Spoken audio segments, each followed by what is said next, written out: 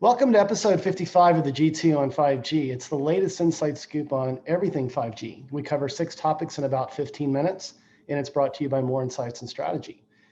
I'm Will Townsend, and joining me again this week is Anshel Sag, and we're excited to have Diana from Fierce Wireless on again. So let's get started with my first topic. This week, Reliance Jio commenced 5G standalone trials ahead of spectrum auctions in India. Those auctions are slated for the second half of next year. And what's interesting is they got approval to run these trials on both mid-band and millimeter wave spectrum. So this is 3.5 gigahertz in the mid-band and 26 gigahertz in the millimeter wave.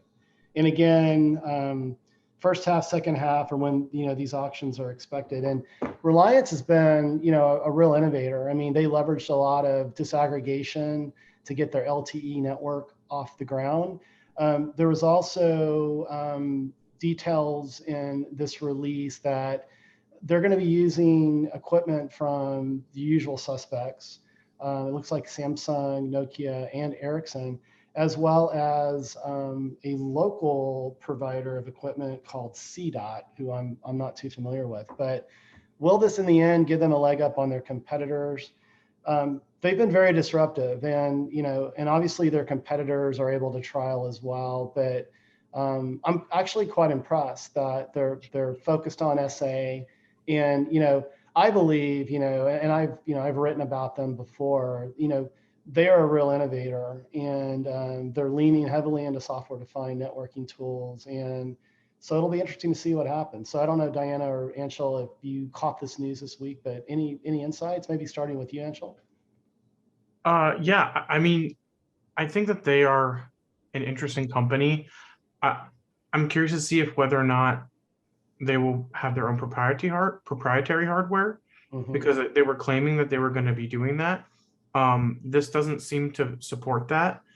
I think that they might still be developing their own hardware, and they're trialing other hardware that they would be using in conjunction with theirs.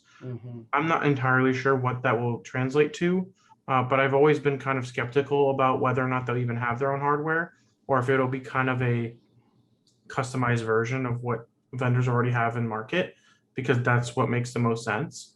But other than that, I think there are a lot of spectrum auctions coming up in India very soon in the 5G area, and they're going to need to make sure that they have the equipment that can run it.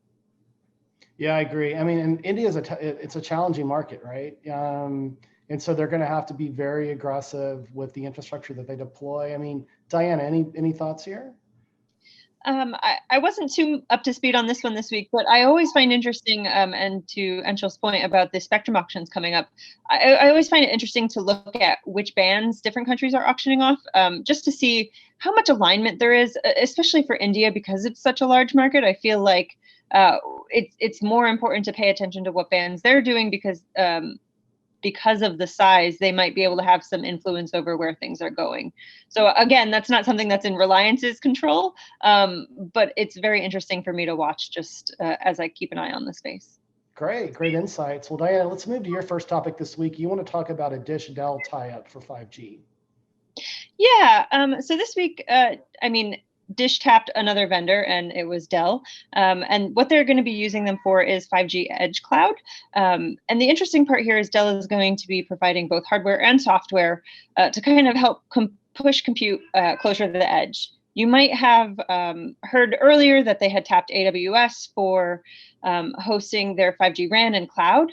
But Dish executives spoke to our editor-in-chief, Linda Hardesty, and kind of told her that the idea is to push the compute closer to the cell tower. So AWS kind of has those large zones, and then what they're going to be doing with Dell is pushing compute to the bottom of these towers. And basically, they kind of outlined the idea of having different tiers of edge compute.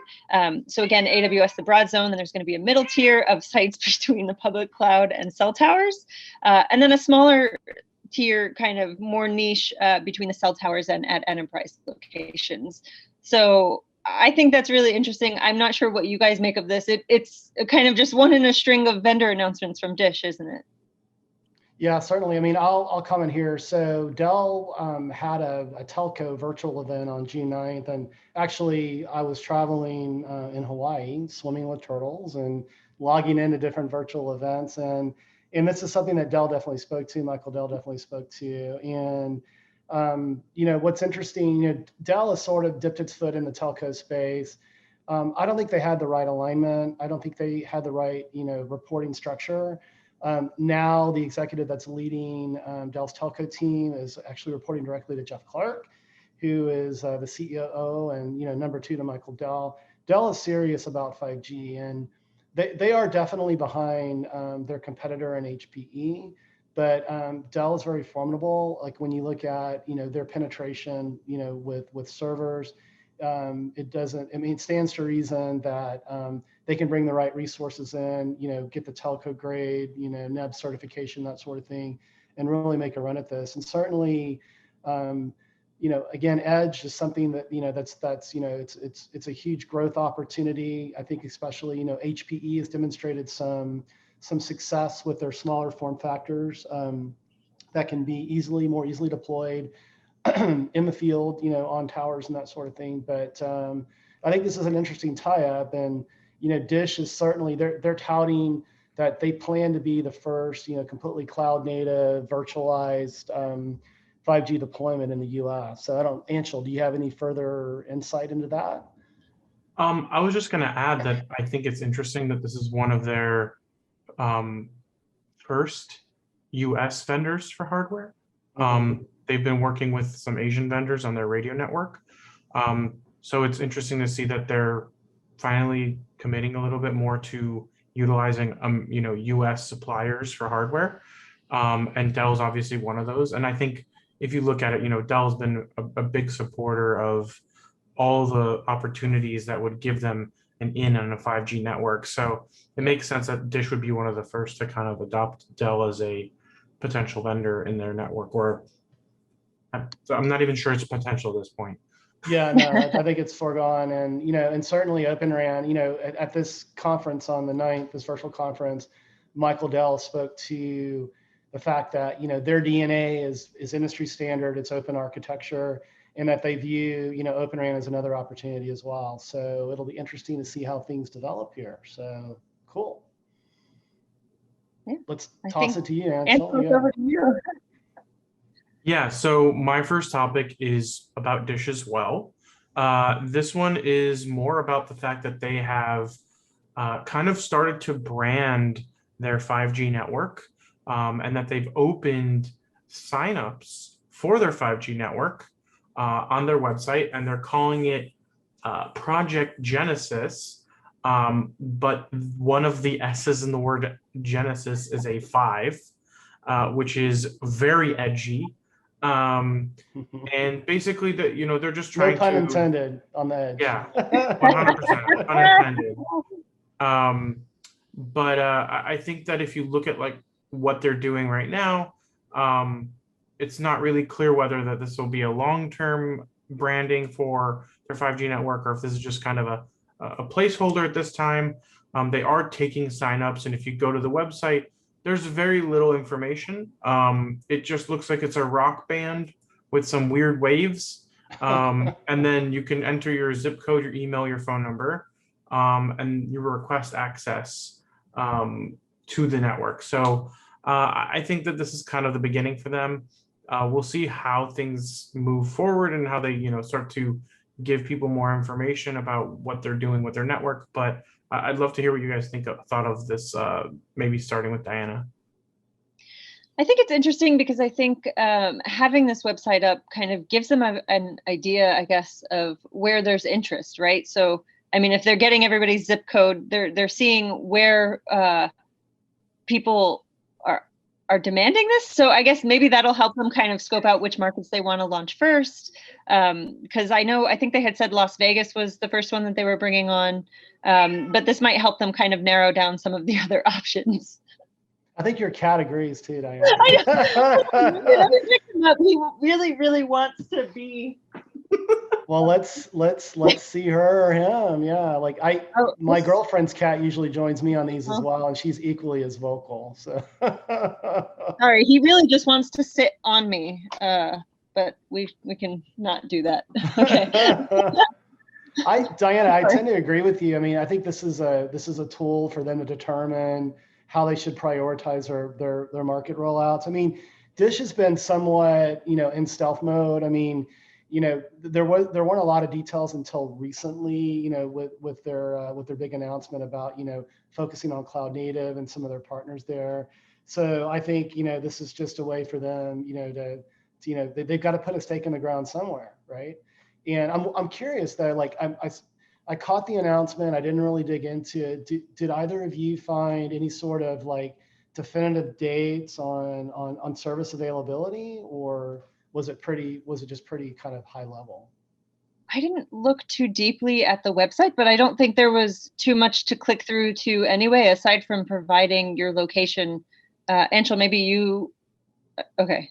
So what they are committed to with their spectrum holdings and with the agreements that they've made with the US government, they're committed to cover 20% of the United States population by June of 2022, okay. And 70% by June of 2023, which is a lot.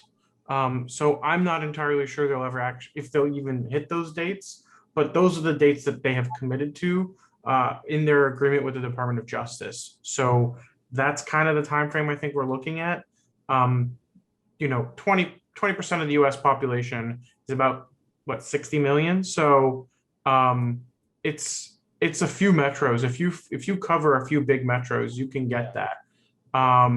So I think that's doable, but 2022, that's a year from now. So they better get started soon if they want to hit that June 2022 date. Yeah, that's what we've all been waiting on. But yeah, I think that kind of wraps up the discussion for that topic. So Will, what's your second topic? Yeah, so I want to talk about Ericsson. So they weighed in on expected 5G subscriber numbers through the end of this year and through 2026. So and a couple of interesting statistics. So they're forecasting that we should hit 580 million subscribers by the end of the year globally, which would make the 5G deployment the fastest deployment of any of the Gs, which is no surprise.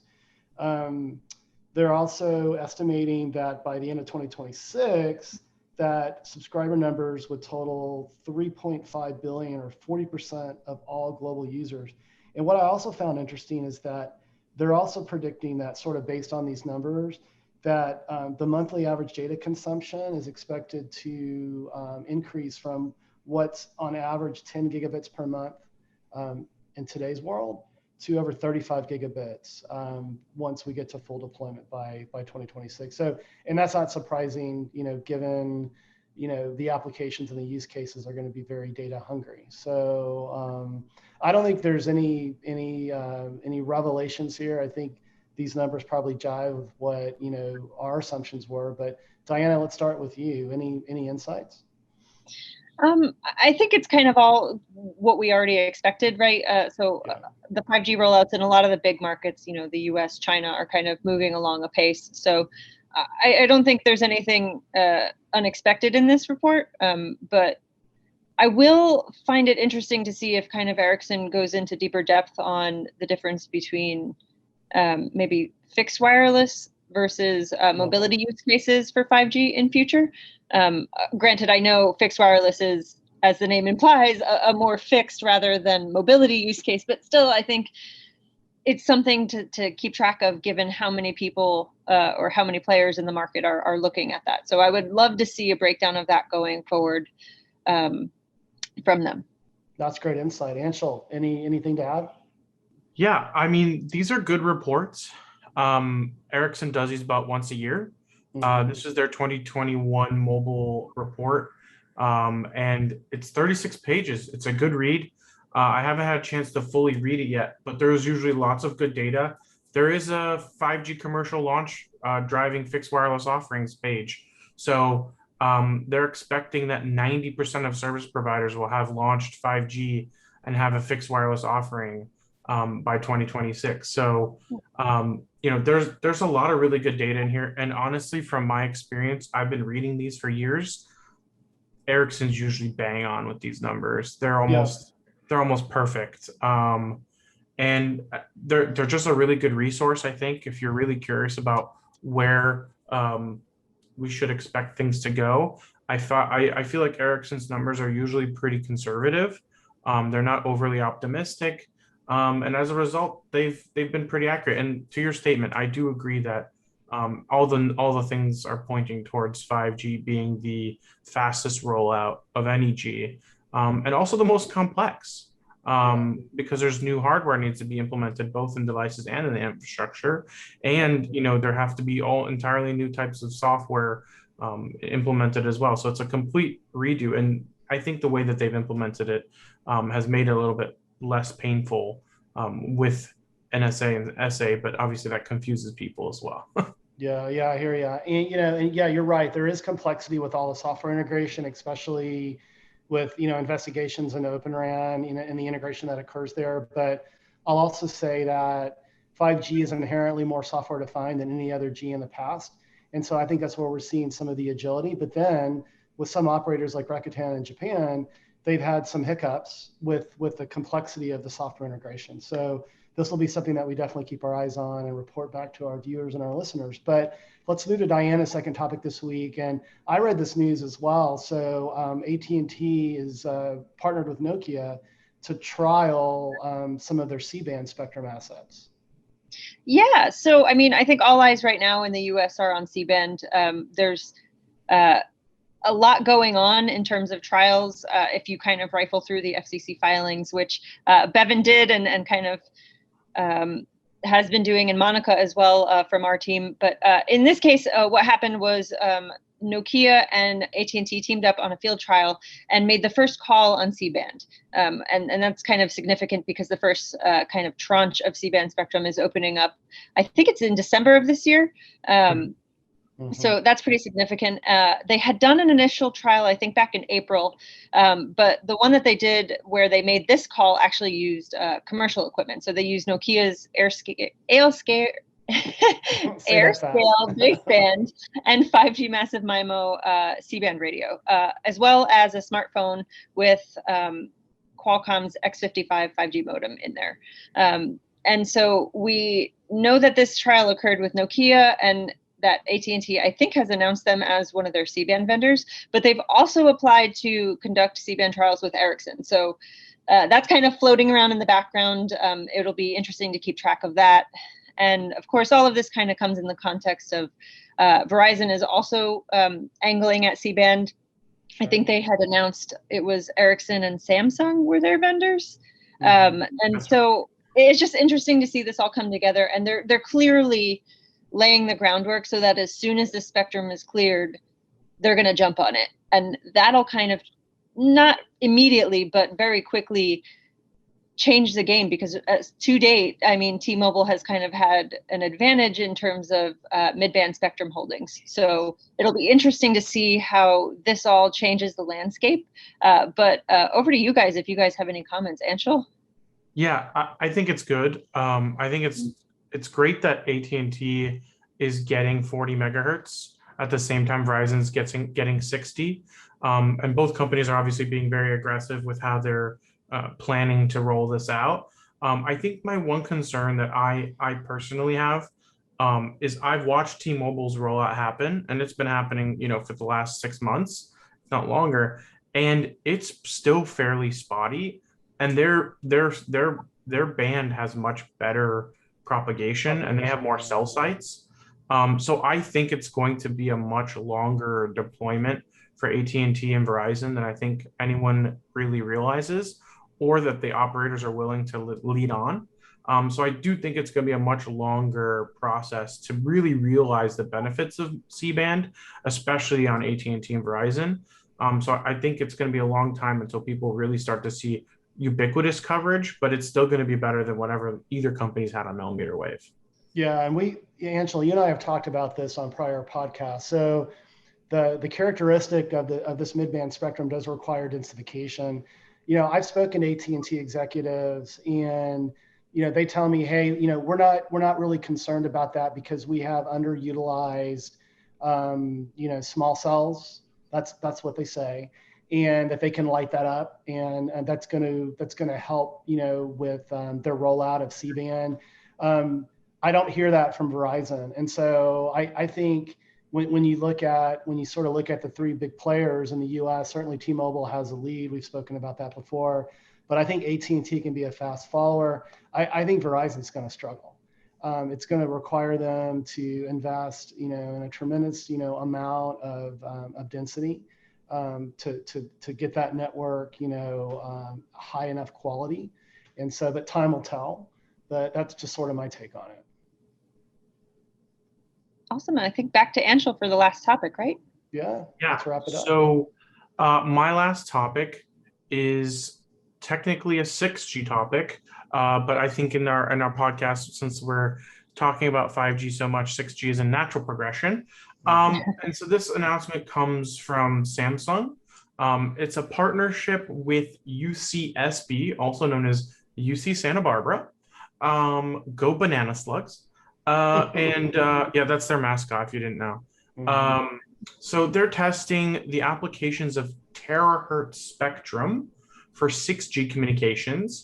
And that would be a end-to-end demonstration of a 140 gigahertz wireless link using fully digital beamforming.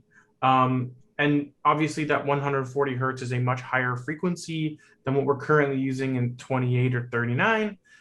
So it's going to obviously behave very differently, be much more sensitive to blocking, but also requires much more intelligent beamforming to go around obstacles. So, they're starting out with 140, but there's also the potential to go up to 300 and beyond.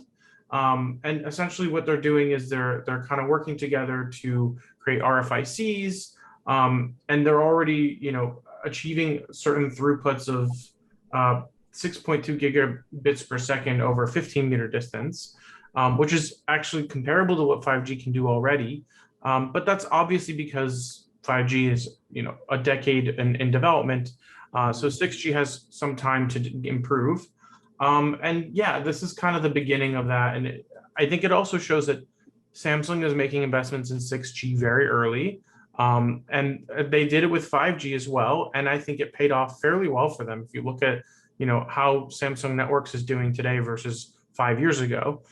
So I think this is a big deal. And we'll see, what other things come of this partnership with UCSB. But in general, I think it's pretty positive, and I'd love to hear what you guys think. Yeah, I'll start there. So I saw this news, and also something came over our email. You probably saw it as well, Anshel. They had produced a white paper, I think about a year ago, and they sort of just reshared it this week. Obviously in conjunction with the news that you're sharing here. And so, from my perspective, I really think this is like Samsung Networks views this as an opportunity for them to differentiate themselves because they've been a fast follower, right? Like certainly, with respect to RAN and that sort of thing. And it wasn't really until 5G that Samsung was able to sort of grow out of their core, Korean and Asian markets. And so I think this is smart on their part, is that they want to get ahead of it, even though, standard, we're not even, at a 3GPP standard for 6G right now, but I think, kudos to them because they're taking this opportunity to try to differentiate themselves relative to their traditional competitors and Ericsson and, and Nokia and Huawei to a lesser extent. Diana, any thoughts? Yeah, just from my perspective, zooming out a little bit, I think it's interesting to watch how much work is happening on 6G already. And, it's still almost a decade away, or at least by the estimates that people have kind of put out there. And I'm sure you guys both saw that I think it was the US and the UK are going to be collaborating on 6G research. In recent months, the US has also signed agreements with, I think it was Japan and South Korea to also do 6G research. And so it's interesting to see all of the activity ramp up, both from a government perspective, and also there are those 6G groups that have kind of formed. both in the US, you have the 6G flagship over in Europe. So there's a lot that's going on. And just for me, it's exciting to kind of watch the birth of something and watch the development of all of these foundational technologies that are going to enable things we can't even imagine yet. Absolutely. Yeah, well, that's a great way to wrap it up. So I guess we'll finish it there and say that we hope our viewers and listeners found this week's topics interesting. If anyone out there would like to provide us insight on a specific 5G topic for a future podcast, please reach out to us on social media. Diana's at DM Marie's Beat, Will is at Whaletown Tech, and I'm at Anshel Sog. We hope you have a great weekend, and please tune in again next week.